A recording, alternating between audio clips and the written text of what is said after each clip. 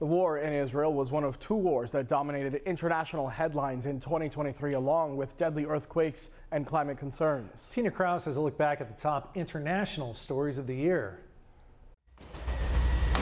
War rages in Gaza after Hamas launched an October 7th massacre in southern Israel, killing more than 1,200 Israelis and taking hundreds hostage. We want our loved ones back home now.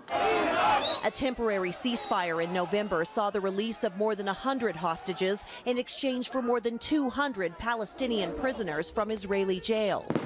Gaza's Hamas-run health ministry says more than 20,000 Palestinians have died in the war. Ukraine launched its much-anticipated summer offensive against Russia. The goal was to retake large swaths of territory, but after months of fighting and little gain, winter is setting in, and so is a stalemate. Massive earthquakes devastated regions in southeastern Turkey and northern Syria in February, killing more than 50,000 people.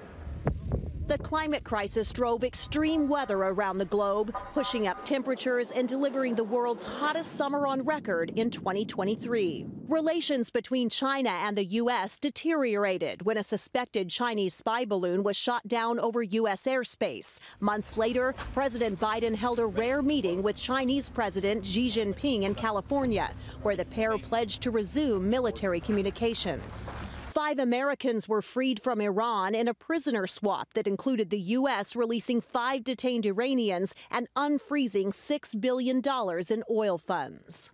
U.S. Army Private Travis King was charged with desertion after dashing across the border to North Korea from the south while with a tour group. Pope Francis began the year celebrating the funeral mass for his predecessor, Pope Benedict XVI, becoming the first sitting pope to preside over the funeral of a retired pontiff in church history.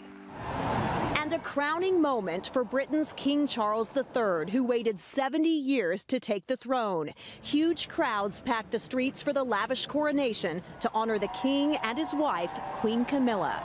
Tina Kraus, CBS News, London.